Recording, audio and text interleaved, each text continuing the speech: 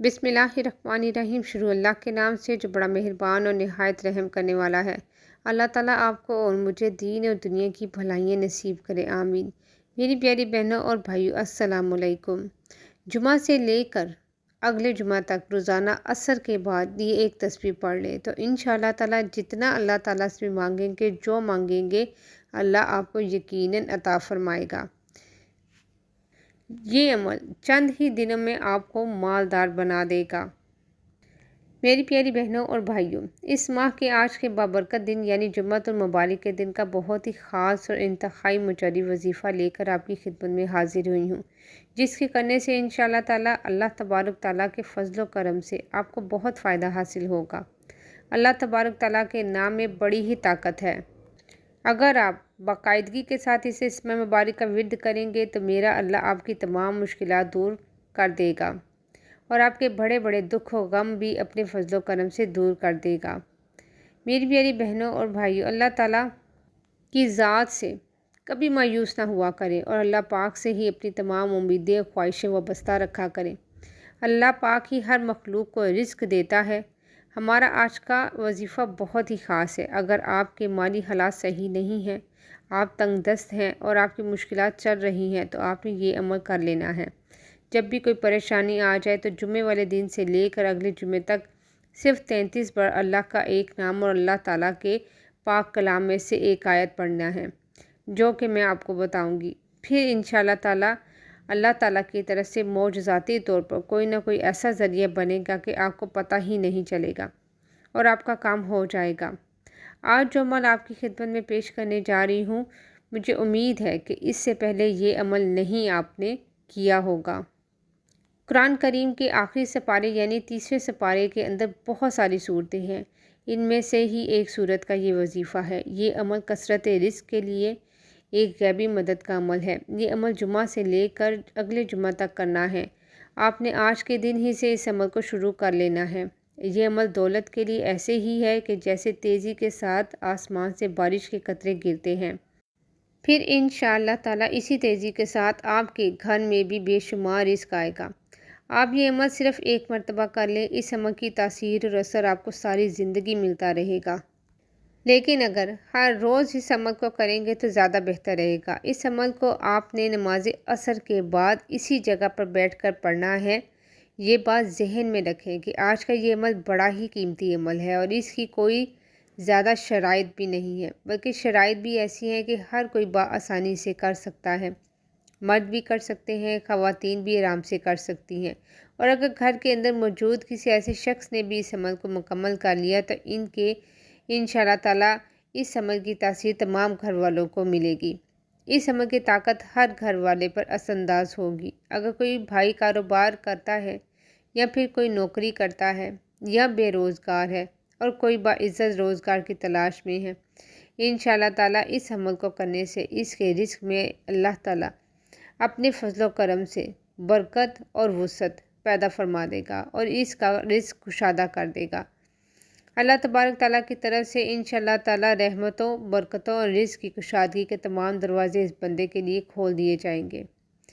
लेकिन इस अमल को करने के दौरान आपने चंद बातों की एहतियात करनी है। जिसने ये पाबंदी के साथ अमल को मुकम्मल कर लिया तो इंशाअल्लाह ताला आपकी ज़िंदगी संवर जाएगी। क्योंकि आपको पता है कि नमाज भी पढ़नी है तो पहले अच्छी तरह से कामिल वज़ू करना पड़ता है।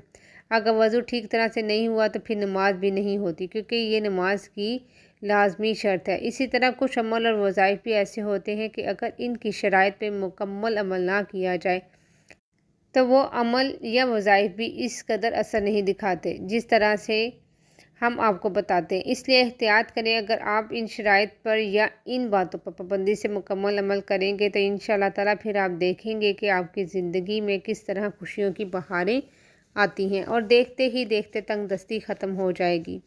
इन शराइत में सबसे अहम और पहली शर्त है कि हलाल रिज़्क तलब करना और हराम से बचना, क्योंकि शरीयत इस्लाम ने कस्बे हलाल यानी हलाल और पकीज़ा रोज़ी कमाने को इबादत में शुमार फरमाया है और इसके बेशुमार फ़ज़ाइल बताए हैं। अगर आप हलाल रिज़्क कमाएंगे और खाएंगे तो अल्लाह ताला अपने फजल करम से आपको चंद दिनों के अंदर ही दौलतमंद बना देगा। اگر آپ قرض دار ہیں تو کہاں سے اللہ تعالیٰ آپ کے قرضے کی ادائیگی کا انتظام فرماتا ہے، آپ کو پتہ بھی نہیں چلے گا، اور کس طرح سے آپ کی حاجتیں پوری ہوتی ہیں، اور پھر آپ علاقے کے کیسے با اثر شخص بن جائیں گے انشاءاللہ تعالیٰ، اور تمام اہل محلہ آپ کی عزت و تکریم کرے گا۔ مال و دولت آپ کے قدموں میں ہوگی اگر آپ نے اس وظیفے پر اور ان شرائط پر عمل کر لیا تو انشاءاللہ تعالیٰ آپ ساری زندگی مجھے دعائیں دیں گے۔ آج یہ خاص وظیفہ جو میں بتا رہی ہوں اس کو صرف خاص لوگ ہی کریں گے، یقین جانیں وہی لوگ کریں گے جو واقعی دولت حاصل کرنا چاہتے ہیں یا جن کے گھروں میں کوئی مسئلے مسائل ہیں۔ آج کے عمل میں اللہ تعالیٰ کا نام اور 2 آیات آپ نے پڑھنی ہے، لیکن اس کو کس طرح پڑھنا ہے یہ میں آپ کو بتاتی ہوں۔ بعد از نماز اثر وہیں بیٹھ کر اسے پڑھا جائے، قبلہ کی جانب آپ نے منہ کر کے بیٹھنا ہے، پھر اس عمل کو کرنا ہے۔ عمل کے دوران کسی کے ساتھ کسی قسم کی کوئی بھی بات چیت نہیں کرنی۔ سب سے پہلے آپ نے 1 مرتبہ اعوذ باللہ من الشیطان الرجیم پڑھنا ہے اور 1 مرتبہ بسم اللہ الرحمن الرحیم پڑھنا ہے، پھر اس کے بعد اول اور آخر 7 بار درود ابراہیمی پڑھنا ہے۔ اگر درود ابراہیمی آپ کو نہیں آتا تو آپ کوئی سا بھی درود پاک پڑھ سکتے ہیں، سب درود پاک بہت پیارے ہوتے ہیں، لیکن کوشش کیا کریں کہ درود ابراہیمی پڑھا کریں، جس کو یاد نہ ہو وہ یاد کر لے تو یہ اس کے لیے بہتر ہوگا۔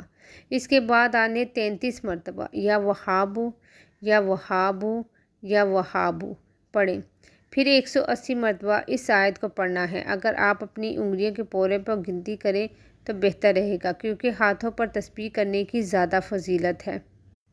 اس وظیفے کی یہ آیت قرآن پاک کے 30ویں سپارے یعنی آخری سپارہ میں موجود ہے۔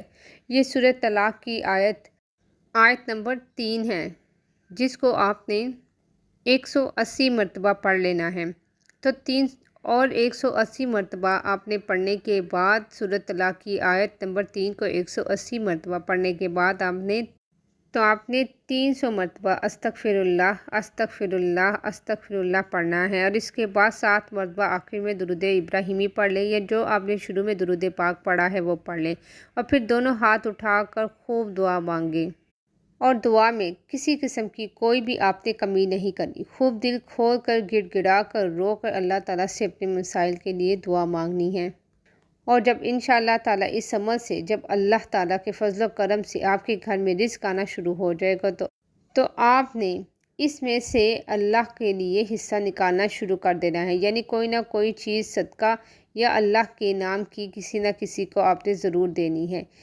یہ آپ نے عمل لازمی کرنا ہے، انشاءاللہ تعالیٰ اللہ پاک آپ کی دنیا اور آخرت دونوں میں بہتری فرمائے گا، نہ تو آپ خود کبھی محتاج ہوں گے اور نہ ہی آپ کی آنے والی نسلیں محتاج ہوں گی۔